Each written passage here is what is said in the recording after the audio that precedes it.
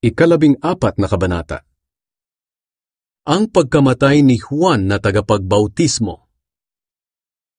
Nang panahong iyon, nabalitaan ni Herodes na pinuno ng Galilea ang tungkol kay Jesus. Sinabi niya sa kanyang mga opisyal, "Siya'y si Juan na tagapagbautismo. Muli siyang nabuhay kaya nakagagawa siya ng mga himala." Ipinahuli niya noon si Juan at ipinabilanggo. Dahil tinutuligsa ni Juan ang relasyon niya kay Herodias na asawa ng kapatid niyang si Felipe.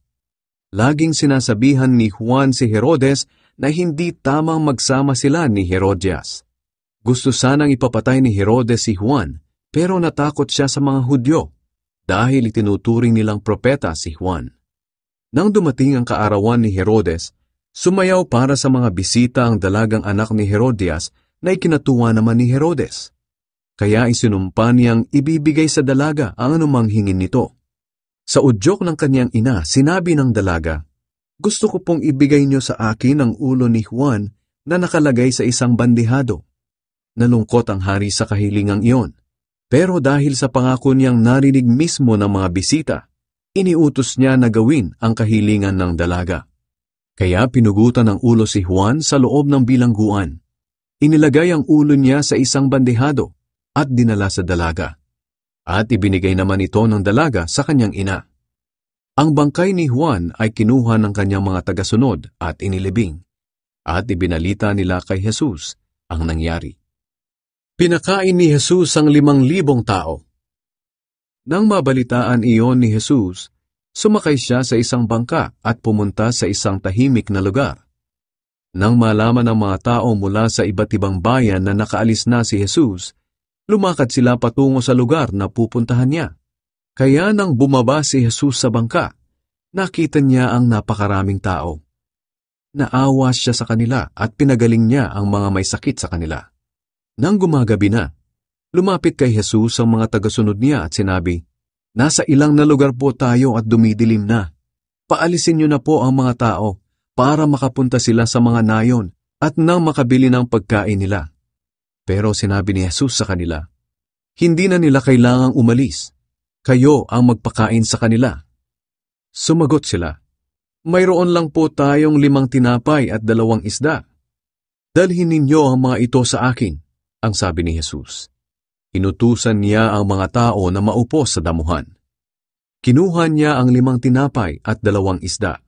Tumingala siya sa langit at nagpasalamat sa Diyos.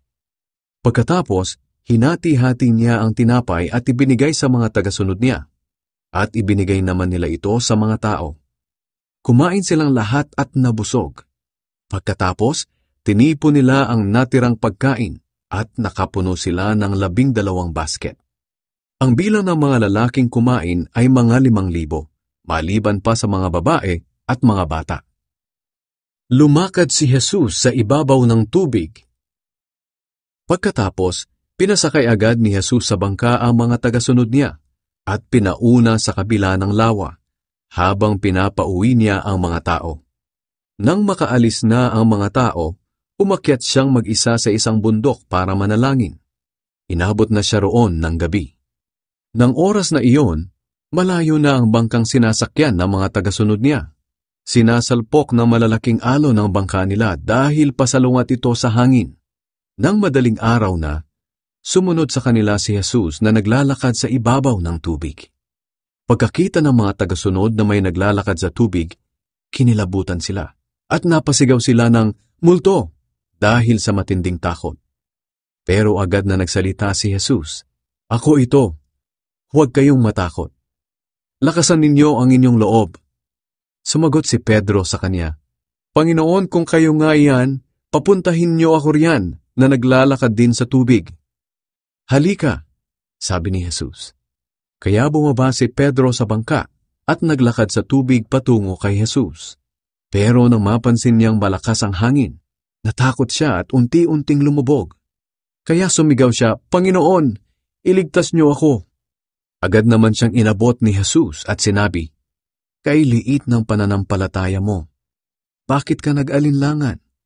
Pagkasakay nilang dalawa sa bangka, biglang tumigil ang malakas na hangin at sinambas siya ng mga nasa bangka at sinabi, Talagang kayo nga po ang anak ng Diyos. Pinagaling ni Jesus ang mga may sakit sa Genesaret. Nang makatawid sila ng lawa, dumaong sila sa bayan ng Genesaret. Nakilala ng mga taga roon si Jesus at ipinamalita nila sa mga karatig lugar na naroon siya. Kaya dinala ng mga tao kay Jesus ang mga may sakit sa kanila. Nakiusap sila kay Jesus na kung maaari ay pahipuin niya ang mga may sakit kahit man lang sa laylayan ng kanyang damit.